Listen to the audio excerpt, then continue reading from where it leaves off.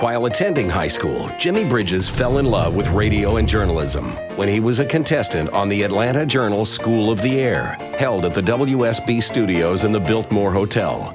After attending the University of Georgia, he served a summer internship at WSB. A friend suggested he apply for an opening at the station on the announcing staff. It meant he would have to leave Athens before the end of his senior year. The university granted Jimmy's wish by allowing him to graduate by finishing his final semester at the Georgia Evening School, now Georgia State, so that he could become a junior announcer at WSB. For $25 a week, Bridges did station breaks between network shows, wrote scripts, performed narration, and acted in dramatic shows. World War II put Bridges' radio career on hold when he joined the Army Air Corps in 1943. 2 years later, he returned to WSB Radio as a newsman. In 1946, Bridges provided NBC Radio with live coverage of the worst hotel fire in American history when Atlanta's Weinkauf Hotel burned.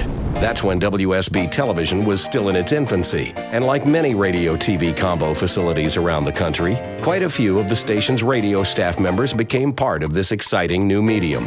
Jimmy Bridges was no exception, becoming a news editor for WSB TV. And then, in September of 1948, he hosted Atlanta's first television newscast. This is Jimmy Bridges at WSB's Election Night headquarters in the city room of the Atlanta Journal.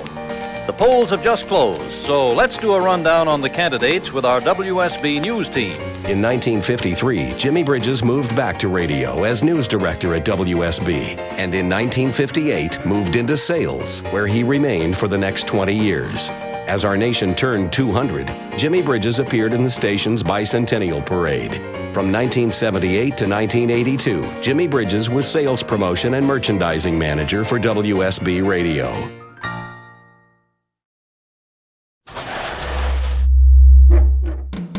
Barry Chase was born in North Dakota and attended Brown Institute in Minneapolis, graduating in 1964. His first job in radio came at KSJB in Jamestown, North Dakota. In 1968, he joined Quixie in Atlanta. 79 W2XI. Barry Chase on Super 79. It's 3:51. When in Detroit, play the Lions. Our Atlanta Falcons will, exclusively on 79. Barry remained at WQXI for 5 years until partnering with Scott Woodside to do mornings on Z93 from 1973 to 1976. Chase and Woodside hold the distinction of being the first morning team on FM Top 40. When Pink Floyd played at the site of the Berlin Wall, Chase and Woodside broadcast live on location.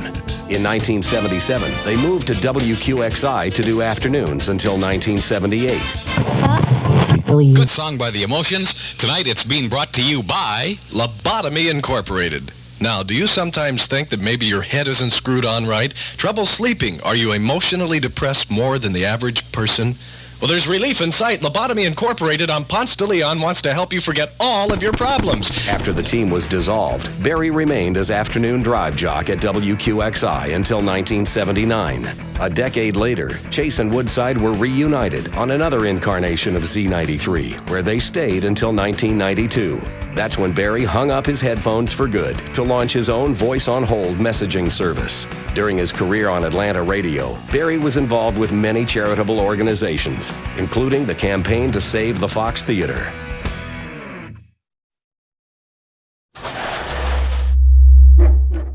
A native New Yorker, Jimmy Treston's first career was as a guitar player and singer. The Manhattan Cowboy competed in a talent contest on the Arthur Godfrey Show. Jimmy didn't win, but Godfrey liked him so much he had him back on the show as a guest. Jimmy later joined the Riders of the Purple Sage, a Western group which toured with Roy Rogers. Jimmy then joined the USO and toured all over the world. At a performance at the Bijou Theater in Savannah, he met Margaret, who would become his wife. In the 1940s, Jimmy began hosting a show on WDAR as Jimmy Deere. He sold sponsorships for the show and sang Western songs. The show's popularity attracted the attention of Alan Woodall Sr., owner of WDAK in Columbus, who was on his way to Savannah Beach. Woodall offered Jimmy a job at WDAK-TV, Channel 28, and offered to get Jimmy and Margaret a house and sent a truck for them to load up their furniture. On his afternoon TV show of Western music, Jimmy played a Gabby Hayes-type character, Old Chiz. After a time, Jimmy went back to radio at WGBA, where he hosted the Barefoot Housewives show. But Alan Woodall persuaded Jimmy to work for him once again, and Jimmy moved over to WDAK to join 2007 Georgia Radio Hall of Fame inductees Cousin Al and Dr. Jive. Deere would move over to WHYD, where he stayed until the early 70s when he went to work in educational television at Fort Benning. This scene here is one of almost utter destruction. Of course, it was, and we can use the word was in its right place. It was a brick building, a rather strong-looking brick building, and it's completely unroofed now. In 1981, he was coaxed back into radio to entertain Columbus for several more years on WDAK-FM.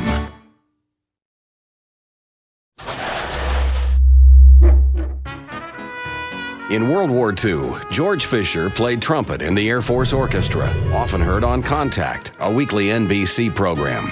Following the war, he attended the National Academy of Broadcasting and served as a teacher and director of training. George worked at WMAL and WGMS in Washington. Then, he and two classmates opened WKOB in North Adams, Massachusetts. In 1952, Fisher was on his way to Florida for a job interview when he heard about an opening in Augusta. He moved to WGAC and then helped put WAUG on the air. After a brief stint at WBBQ in Augusta, he became co-owner of WBIA. After serving as the station's program director, morning man, and manager for nearly 2 decades, he returned to WGAC in 1982. His morning show was known for a daily devotional and marching the kids off to school. George Fisher, good morning. This is John Galen. Now, there's something very special that's going to happen today. My mother's going to the hospital. And for what? Have a baby. To have a baby. Are you going to have a little baby brother? Mm-hmm. What's your little baby brother's name going to be? Noah. George Fisher worked tirelessly in the community and was recognized with many awards. He served on the boards of many charitable foundations and organizations and was active in his church.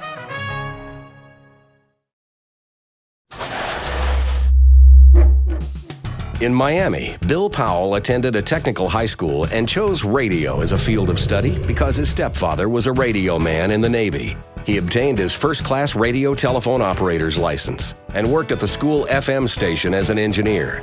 Then, one day in 1949, the announcer failed to show up for his shift, and no one else was there to go on the air. So began Bill Powell's 49-year radio career. He soon found part-time work in Miami at WMIE and WINZ. Later, he left Miami to work at WVOP in Vidalia as a combo man, doing engineering and announcing. After a brief stop in Dawson, he moved to Winder in 1952 to assist in building WIMO. He then went to WCEH in Hawkinsville. In 1958, Bill moved to WMAZ in Macon as an announcer, doing station breaks during network programs, as well as morning and noontime newscasts. Bill's shift was over at 1 p.m., and out of boredom, he set up an index system of the WMAZ music library. At the same time, he and Jimmy Vinson, the morning man, began to kid around on the air after Powell finished his newscast. Well, keep on keeping up. At first, the WMAZ management discouraged this banter, and the two stopped the routine.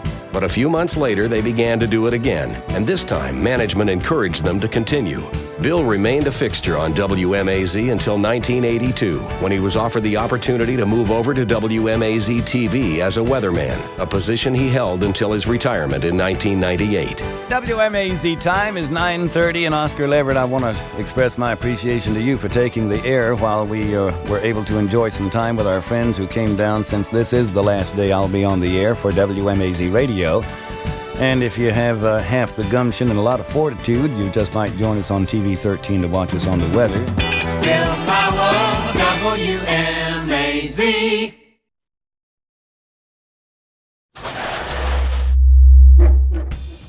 From his earliest days, Robert Rounceville was industrious, earning 25 cents a day at the A&P in Rome. He was an athletic young man, and that led him to pursue tap dancing, establishing a dance studio, and a short career as an MC and tap dancer in New York.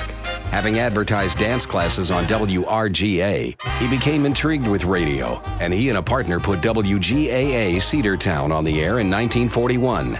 Robert was drafted into the Army in World War II. Upon returning, he learned his partner had sold the station. From that moment on, Robert Rounceville vowed to have complete control of his own stations. He put 5 stations on the air in Tennessee, 1 in Cincinnati, then set his sights on Atlanta.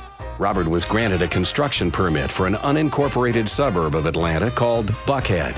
After building WQXI, several Tennessee staffers moved in, including Bill Lowry, Bob Corley, Edith Lassiter, and later Hank Morgan came from his station in Cincinnati. With the success of WQXI and the establishment of Atlanta as headquarters for Rounceville Radio, he built a chain of stations programmed for the African American audience. In 1960, Rounceville sold WQXI to the publishers of Esquire magazine. Using the profits from that sale, he built the Sunshine Group of stations in Florida. In March 1982, Robert sold the last station in the group, but remained involved in radio as a broker.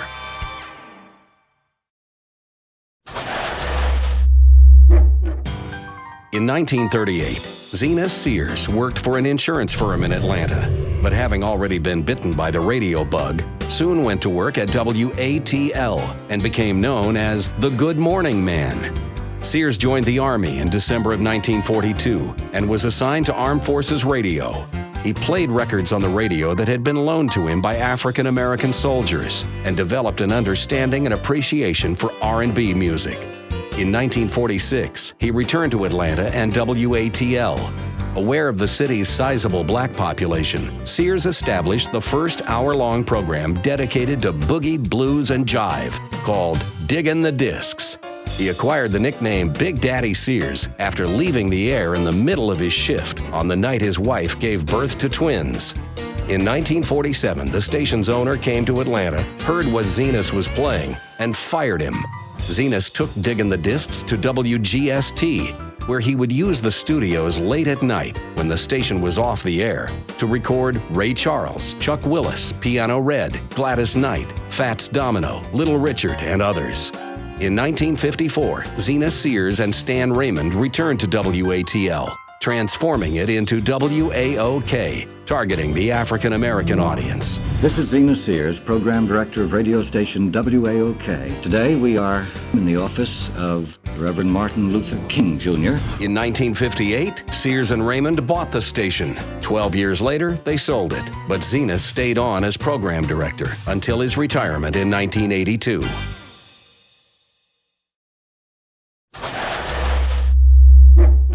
As a youngster, Jim Wilder tinkered with radios. That early interest in engineering led him to a career in radio, and he worked at stations in LaGrange, Macon, Griffin, Moultrie, and Savannah, where he was chief engineer at WFRP. In 1955, Wilder moved to Marietta, where he and his partners built WBIE, a 500-watt AM station at 1050. In the early 1960s, Jim built WBIE-FM 101.5, one of the first FMs in Georgia. An early believer in FM radio, Jim gave away FM receivers to encourage listenership.